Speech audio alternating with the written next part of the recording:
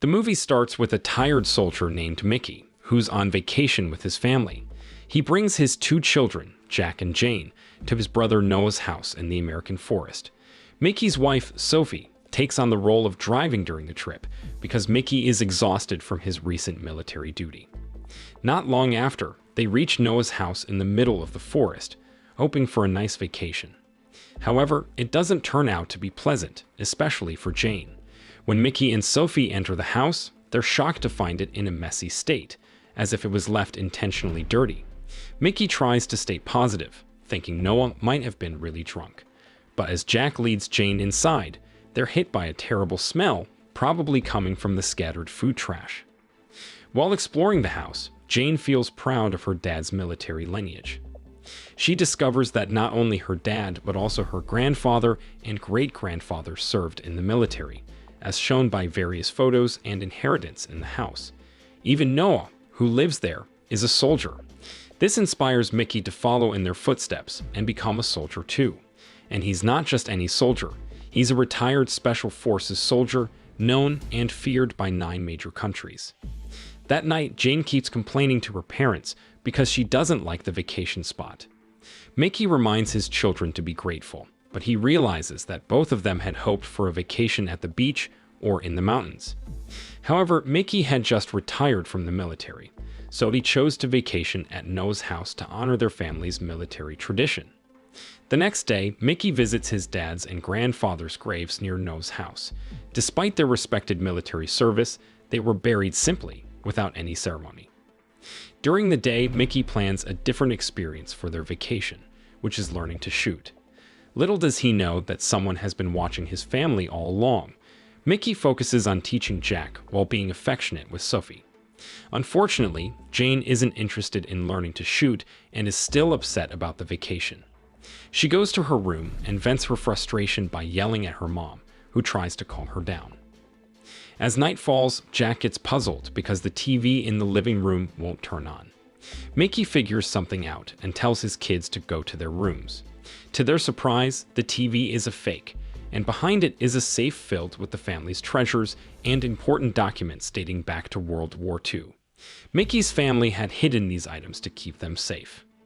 Meanwhile, Jack is shocked when he finds something under the bed and rushes to tell his dad. Mickey checks the room and is greatly surprised to discover Noah's lifeless body under the bed. He quickly urges his family to leave the house. At the same time, a car is approaching from the end of the road, so they are forced to return inside. Mickey tells his family to stay hidden inside while they wait for the car to leave. But by morning, the car is still there. Mickey and Sophie stay up all night, armed. Unexpectedly, several other cars visit their house, prompting Mickey to venture outside to find out who has come. To their surprise, there were 12 soldiers who had served on a team with Mickey during a previous war. They told Mickey that they had come to search for his family's treasures and inheritance. They gave him some time to find these valuable items in the house and hand them over. After learning their intentions, Mickey and Sophie needed a new plan to keep the soldiers from leaving the house. However, Mickey realized the house was heavily guarded, and if he tried to leave, his family would be in danger. After waiting for a while, Mickey saw one soldier stretching his arm, so he seized the opportunity to lead his family out while carrying the 2 bags with their valuables. Mickey's family vacation had turned chaotic, and they couldn't leave the area. Mickey had to take his family into the woods to hide. Meanwhile, the soldiers hadn't realized that Mickey had escaped, and it took them an hour to figure it out. Meanwhile, Mickey and his family had ventured deep into the woods. Luckily, Mickey found a place to rest and hide. Later, he intentionally buried the 2 bags of inheritance in a secure spot. On the other hand, the soldiers were planning to track down Mickey and held a meeting. They assigned tasks for the pursuit in the woods. Most of the soldiers were young, but seemed well-trained and experienced. Unexpectedly, Mickey returned and saw the meeting taking place. Unexpectedly, one of the soldiers was threatened by their leader, a man named Kane, for not following orders. Initially, the other soldiers thought Kane was joking and found it amusing. However, when their laughter subsided, a soldier named Franco promptly stabbed the one threatened by Kane to death. This shocked all the soldiers, and they no longer found Kane's actions amusing. From that point on, nobody dared to defy Kane, or Franco would kill them. Mickey quickly returned to his family and explained that they couldn't go home just yet. He couldn't let the soldiers have their way, and fighting back was the only option. Mickey then decided to confront the soldiers on his own, one by one. While the remaining soldiers searched the woods, they spread out to cover more ground and tried to limit Mickey's movements. They were trying to trap him and make it difficult for him to move freely. At one point, Mickey encountered a soldier with exceptional camouflage skills, but Mickey swiftly took him out. Mickey then grabbed a communication radio and responded to Kane's messages. He claimed that there were still 10 people left, and he would eliminate them soon. Meanwhile, Jack had the idea of following his dad, despite having little experience with shooting. Sophie tried to stop Jack, but luckily, Mickey returned and Jack abandoned his plan. As night descended, Mickey allowed his family to rest. However, they couldn't shake off their worry and unease about Mickey, who had once again ventured into the woods on his hunt. In the end, Jack decided to follow his father because Jane couldn't stop worrying about him. Meanwhile, Mickey moved with the skill of an assassin, and Sophie eventually couldn't hold Jack back any longer. Jack feared for his father's safety. During that night, Mickey successfully took down another soldier. The next day, Kane's group discovered their comrade's body. Kane and his team were rattled by the number 9 carved on the corpse's chest, signaling that only 9 of them remained. Kane ordered his team to be even more vigilant in their pursuit of Mickey. As Jack kept walking through the forest without finding Mickey, Mickey himself was by a small river washing his face.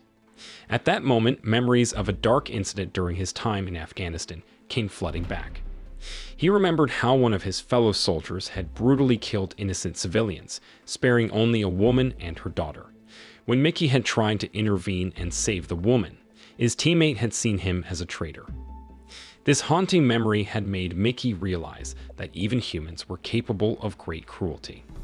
He had failed to protect that woman, and it was a regret he carried with him throughout his life. Now, some of his former comrades from that time, Kane and Franco, were hunting him down, intending to steal his family's treasures. Filled with anger and a desire for revenge, Mickey managed to eliminate one of Kane's men once again. Shortly after, another soldier arrived, and Mickey used the one he had ambushed as a shield. He continued to evade gunfire, taking cover behind several trees, and ultimately succeeded in ambushing the second soldier from behind. Surprisingly, when Mickey faced a female soldier, he decided not to use weapons, even though the woman had a strong build. They engaged in a fierce hand-to-hand battle, but Mickey managed to defeat her by pushing her against a tree trunk. Before long, Kane and his team arrived at the scene and found the dead female soldier. They quickly realized that they were up against an extraordinary opponent. Mickey once again marked the number 7 on the dead soldier, indicating that there were 7 people left in Kane's group. After some time, Kane and his team resumed their pursuit and nearly stumbled upon Jack. Thankfully, Mickey came to the rescue, and he told Jack to distract one of the soldiers while he swiftly dealt with another soldier patrolling the lake. The soldier had no idea that Mickey was hiding in the water. When the moment was right, Mickey launched a surprise attack. They had another intense fight, but Mickey managed to grab a pistol from the lake's bottom and shot the soldier. Afterwards, Mickey collected several weapons and started searching for Jack. Meanwhile, Sophie and Jane got worried because Mickey and Jack hadn't come back. Unfortunately, Jack found himself trapped by one of the soldiers. Even Sophie and Jane were captured by Stan and Franco and taken to Noah's house. Mickey was able to rescue Jack, but then he found out that Sophie and Jane had been captured. To make things worse, Kane planned to harm Sophie and Jane. Mickey was furious and quickly dealt with the soldier who had attacked Jack before heading to Noah's house. Meanwhile, Stan initially disagreed with Kane's plan to harm Jane and Sophie, but Kane grew furious and shot him. A little later, Mickey radioed that he'd be arriving soon and warned Kane not to do anything reckless. However, Kane and Franco paid no attention to Mickey's warning, which only made Mickey angrier. He started sprinting toward Noah's house and swiftly took out 2 more of Kane's men. Eventually, Mickey reached Noah's house. Kane was surprised and baffled by Mickey's lightning-fast moves. Afterward, Kane and Franco brought Sophie and Jane outside as hostages. Mickey started negotiating, saying he'd reveal where he'd hidden the treasure bags. However, Kane insisted that only one person could be released before Mickey handed over the bags. Mickey had no choice but to make a difficult decision. He chose to release Sophie, leaving Jane in Kane's custody. Despite the situation, Mickey stayed composed and told Sophie to go back to their original hiding spot where Jack was waiting. After Sophie left, Kane ordered Franco to follow Mickey to the location where the heirloom bags were hidden. As they walked through the forest, Franco began to torment Mickey. Meanwhile, Jane was taken back into the house and subjected to continued harassment by Kane. In the end, Mickey and Franco reached the location, and Mickey immediately revealed the hidden treasure bags. But when Franco let his guard down, Mickey fought back fiercely.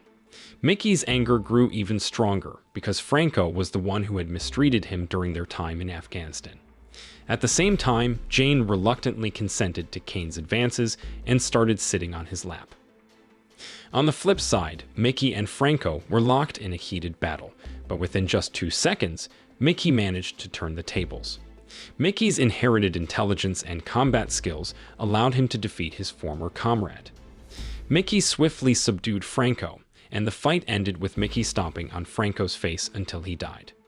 Meanwhile, Jane had managed to outwit Kane and escape. Kane chased after her and eventually captured her. By that time, Mickey had arrived, and he had to comply with the situation for Jane's safety. However, Kane was already furious because Jane had deceived him and Mickey had killed Franco. Kane struck Jane unconscious, triggering Mickey's explosive anger. In the end, Mickey and Kane had an intense fight. At first, Mickey was struggling because Kane was younger and stronger. He was nearly killed by Kane, but then Mickey had to give up when he saw that Kane had a gun and was about to shoot him. Luckily, Sophie managed to shoot Kane in the chest from behind before he could shoot Mickey. Mickey quickly finished off Kane to ensure he was dead. Jane woke up shortly after, feeling shocked for a moment. After these events, Mickey gave Noah a proper burial. Mickey felt grateful because he had been reunited with his family unharmed, and the family's inheritance and treasures remained safe and untouched. And that's how the movie ends. Moral lesson from the story: don't hide your family treasures behind a fake TV. You might accidentally start a forest treasure hunt with your family and a bunch of soldiers who have terrible map reading skills.